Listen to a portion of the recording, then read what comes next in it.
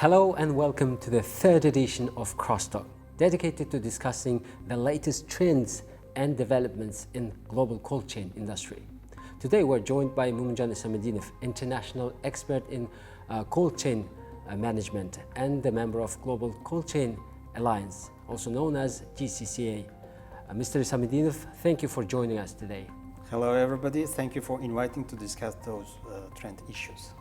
Mr. Isamedinov, so the first question is, what is cold chain? Can you briefly explain us? Yeah, it's a good question. It is about the safety and the security of the food. I think everybody goes to the market, and if they buy something fresh, the first thing they do, they come back home and they put it into the fridge. It is the last stage of the whole chain. It should start from the very beginning, or from the field, and it continues until you start consuming your food.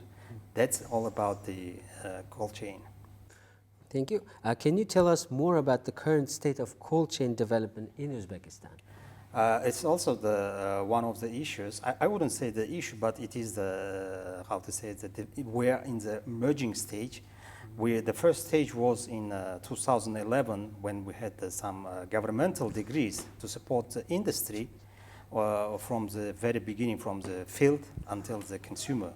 And one of the points of the decree was that the development of the cold chains also, the investments into the chain, there were various privileges that included the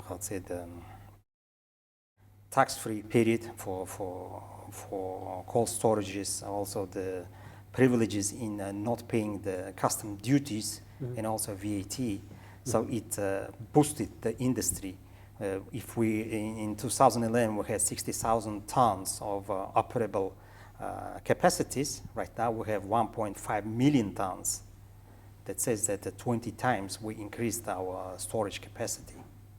In what time period you're talking about? From 2011 to 2023, it's almost 12 years. 12 years, yes. Is there any other challenges this cold chain is facing in Uzbekistan?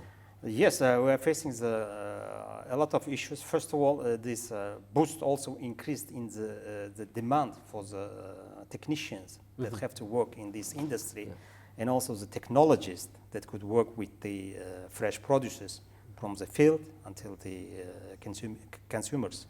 So we do feel the lack of skills in developing those industries.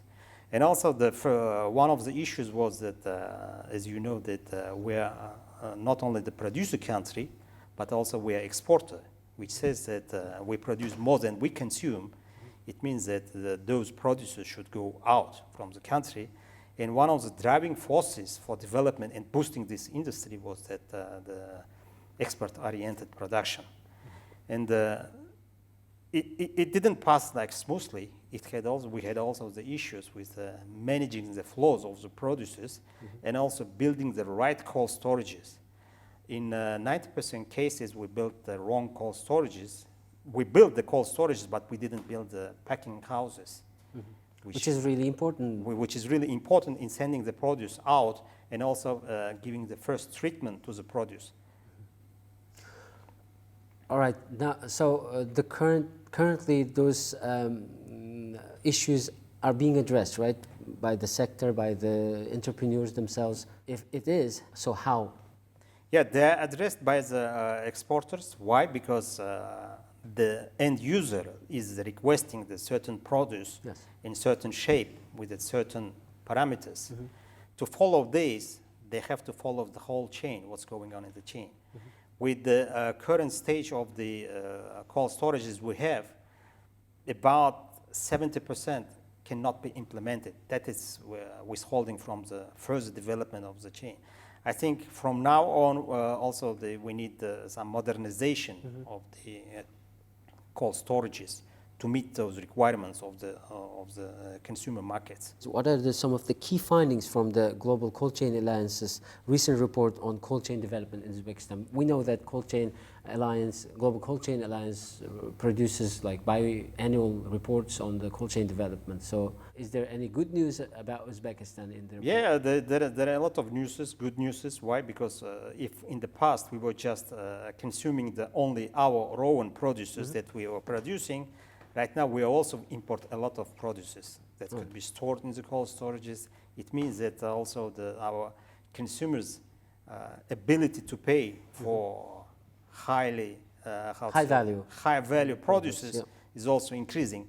I think recently we also witnessed the boost of frozen market in Uzbekistan, because frozen fruits market. Yes, for fruits and also for meat, for other produces.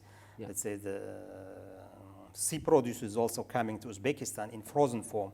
It means that we are also investing into the infrastructures that could hold frozen produces at minus 20 degrees. Our cold storages started working on both ways. I mean, from if it was like a gateway from as an exit, right now it is also working as a receivers of already frozen or the other produces for imports. Also, it's working. Yeah, and it's telling on the quality of the produce we're consuming, and more varieties.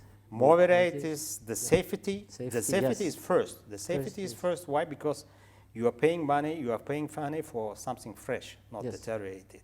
Yes. And also the entrepreneurs are interested in retaining not only the quality, the shape, but also the weight of the product, not to lose the moisture. Yeah. So the consumer eats it, what is called like apple, as an apple, not as something different. Talking about the development, what role can the private sector play in supporting cold chain development in Uzbekistan? First of all, they have to understand that the consumer that is eating your produce is also interested in freshness. It's not just leaving the country as the fresh produce, but also at the end of the consuming that they eat that field quality produce. To meet that requirement, they have to also invest into the production, that private sector. So they have to prepare the produce based on the requirement of the end consumer, not just getting what is already produced in the field and try to make something out of it. Yeah, once it's in the cold store, you cannot make it better, right? Yes, you can retain the quality, but you cannot make it better. To make it better, you have to invest into the production. And arrange all your infrastructures to meet those consumer requirements. Does it mean that cold storage owners, many of the cold storage owners are investing in the production? Currently, they are not investing. Currently, they try to provide only the services, but it is not any longer the profitable business. They have to go further.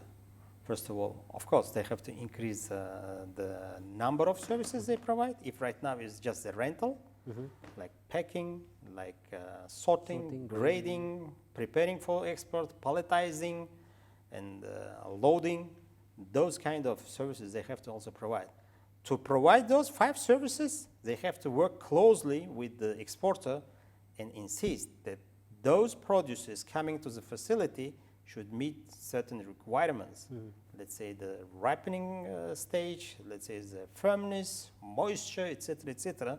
Why? Because during the treatment of those produces, they do contact with certain elements of the cold storage. Let's say the sorting machine, the hands, etc., etc. So the next question is, what are your predictions for the future of cold chain development in Uzbekistan?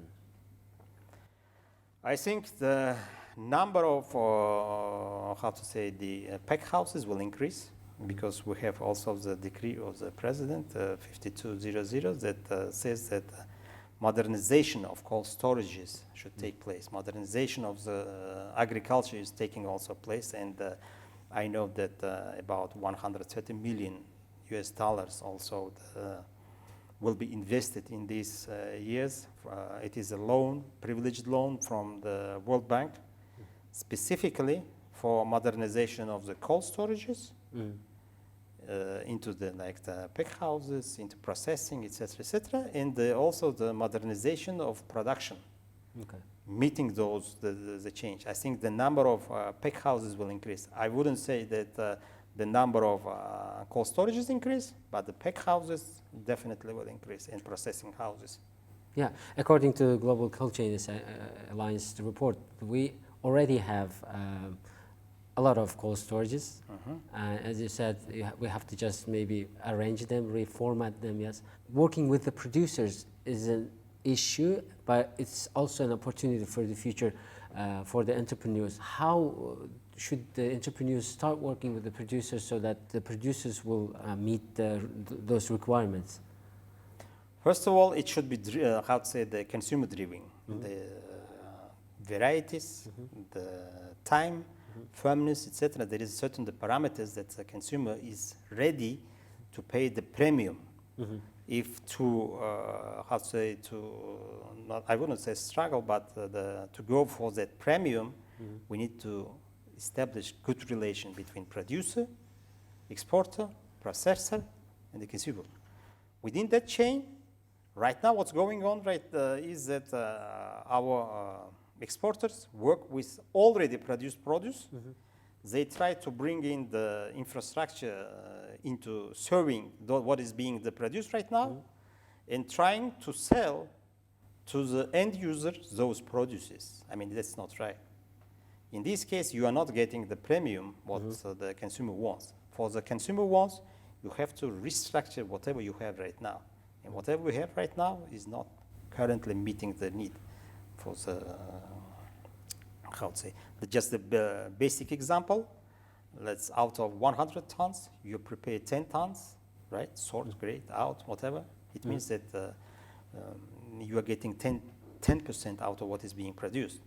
Once you bring it to the end user, consumer, if they like it in this shape, they come back to you, they tell you that within next month, they need 10 containers.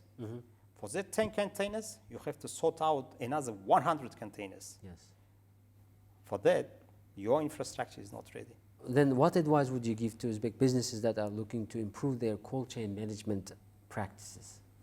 First of all, they need to invest into their personnel. They need to bring in the science into their operations. Sometimes they also approach me and approach our, the specialists, like how to treat the consumer close produces, which is produced 4,000 kilometers away from the end user, and to ship it to the end consumer. First of all, it is not profitable because those type of produces like radish, like greens, should be produced close to the consuming markets, okay? But in our cases, we also export them, right? But we do make a lot of losses during those.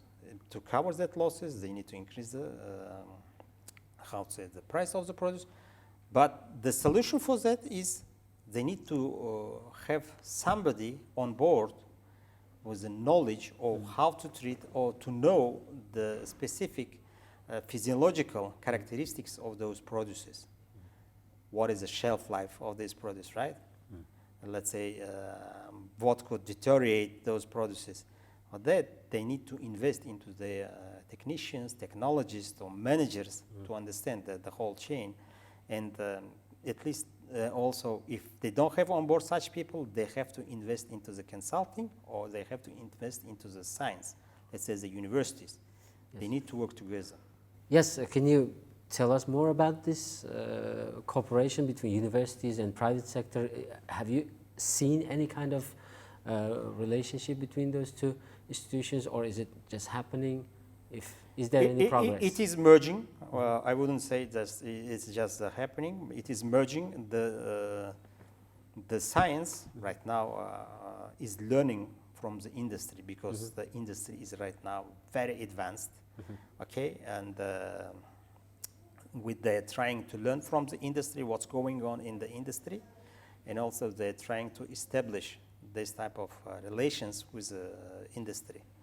Of course, it's not going on smoothly because the entrepreneurs, they invest huge amount of funds into something new, technological, and they don't want to share out that information to the third parties or whatever. But to develop the whole chain industry, they need to work together. They need to find some solution for certain things that are not happening. Yes.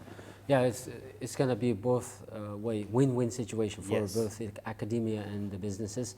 My next question is, what are some of the best practices in cold chain management that Uzbekistan could learn from other countries? It's a good question. The first thing they need to learn is that we're not absolute. There is always room for improvement. When we have, let's say, our position in cold storage capacity that we're in 20s, right? In best 20s or the strong 20s countries, it doesn't say that we're doing perfectly well. It says just the statistics.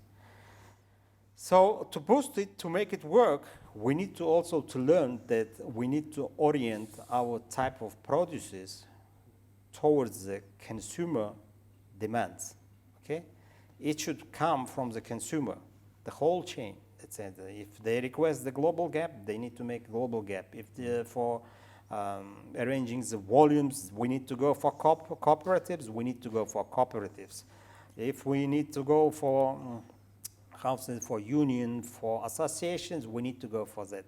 Why? Because I did see in developed countries when they work with the, on the consumer demand, they have future sales. You can't even imagine that Uzbek farmer can sell 2 years in advance their produces right now, right? You cannot see, you don't see it, but I did see that the Egyptian or Indian or some other farmers work on futures. So do they get prepaid for their products At least they secure those produces for the sales for, let's say, for 224, for 225. It is stable for them, okay? They preserve it because they go after the consumer demand. It's not just, in our cases, it's totally different. You produce, then you try to sell it. Yes. Okay? You sell it, but you don't get the premium. But when it comes on consumer demand, you work, you build the whole infrastructure to meet the end producers that is meeting the consumer demand, okay? For that, they are ready to pay the premiums. They are ready to go for future, like for securing your producers. They go for it. And my next question is, there are a lot of businesses around the cold chain. It's production, processing, exports, but some businesses, as we said before, are investing in each other, right? If businesses want to invest in cold chain or cold storages, who they should go for and advise? First of all, I would approach, if there is no association, I'm not sure that there is a lack of associations that serve the cold chain in Uzbekistan. But I would go at least for the consulting company to demonstrate, so they explain me the whole picture of that chain and my role in that chain and what should I do to make it better and whom should I treat with, whom should I contact with, whom should I work with, and what are the risks for my failure, and what are the my business form shaping characteristics of these interactions, okay? If I know this is the whole chain, I would understand that I could work with A company, B company, and C company, and I could also mobilize my funds to meet the relationship, the relationship expectations from my partners, okay? In this case, I could invest and I could understand. But before, I have to understand, first of all, my role in this. Do I work just with the cherries, which is 1 month? It means that in 12 months, I just work with one produce? Or should I modernize? I mean, should I work on more other produces, on turnovers? Whom should I deal with? So for this, they can come to the consulting companies. So they demonstrate, hey, your role is here. Your, your interactions are this. And after this, they can understand that if I'm profitable or not profitable. I do know the cases when the companies right now built something in the whole chain, the very sophisticated building, A grade, okay? They invested millions of US dollars, but they didn't take into account the infrastructures. Around the cold Around the cold storage. And right now, they're paying about, say, 100, 200,000 loan back every month without any operations, okay? We also approach those companies, and they also approach us. We tell that why they didn't come with that request to the consulting company. Of course, they could charge you, let's say, the $20,000, $10,000, but it could prevent you from paying 200,000 from out of pocket, from zero, not working. When I told this to several of our clients, they told us that, do we pay for saying no, don't do it? But right now we tell that you will not do it because you are already on a bankrupt position. It's better at the beginning to pay something, let's say, the high, prevent paying something further the 10 times or 100 times more. Yeah, knowledge is, information is the king. Yes. Yes, knowledge, you have to pay for the knowledge so that you, in the end, you don't get in a bad situation. You talked about government support, government help. Is there any specific loans or subsidies for those who build cold storage or packing houses or those pre-export lines? There are a lot of privileges. Of course, before 2018, there were a lot of. Right now, we do see also the privileges, but right now we have programs to develop those type of, industry, which includes also the skills development, the scientific development from the Ministry of Innovation, right? They also give the grant types of funding to development of certain areas in agriculture or whatever business. And also we do have the programs from World Bank that support those programs. We do have also the programs from government institutions, that's the Ministry of Agriculture, to provide that funding, let's say, for modernization of existing cold storages. I mean, that's the help. Yeah. And those loans, those grants, I mean, if we talk about the loans, they're privileged that are on central banks refinancing level, which is really beneficial for the entrepreneurs. Yeah. You talked about the boom before the 2018. Everybody was investing to cold storage. Everybody was building facilities and renting out. And at certain period in 2018, we reached that level, the level where when the cold storages were enough. What is the next trend? We built enough cold storages, and you were telling about packing houses. What is the difference between the cold storage and packing house or sorting line? Can you briefly tell us about this? First of all, why this boom started happening? From 2000, if 2011 we had 60,000 tons storage capacity. Right now we on 1.5 million, right? Yes. The production capacity in 2011 was like 12 million tons. Okay. In 2023 we have 20 million tons. Let's say even if it doubled, but the storage capacity is 20 times it grew. Okay. It means that we reached to the level when we do have enough, but they are not meeting the current requirements. Why? Because they are met to receive already sorted, graded, and chilled produces. Okay, that's as temporary. It is serving the existing production capacities, but in the future it will not be able. So that we need to go for pack houses. I think next stage is merging of the pack houses, which is gonna be at this same facility, or is gonna be? They will modernize most of them. Why? Because they invested into the facilities, the existing facilities.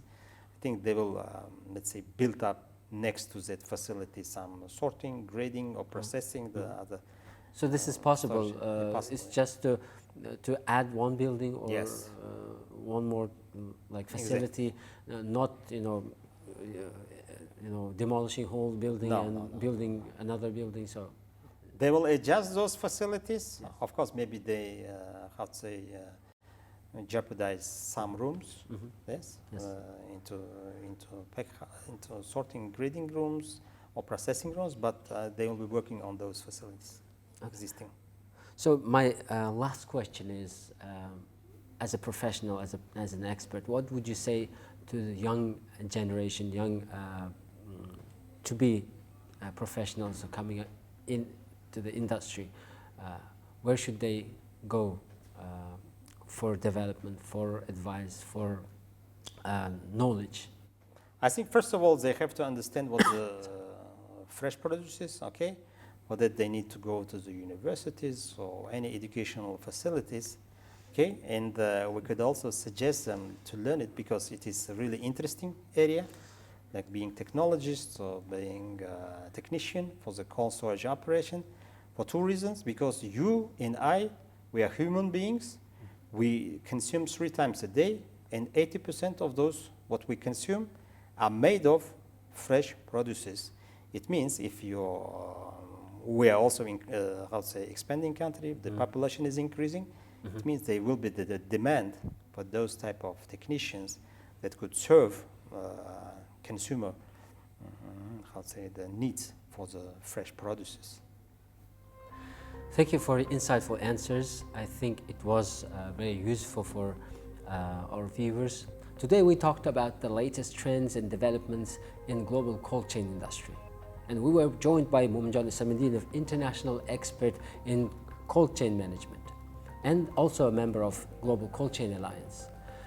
So we thank Muminjan Isamuddinov for coming to the studio today, and we wish you all the best in your future endeavors. Mr. Isamuddinov, thank you. Thank you.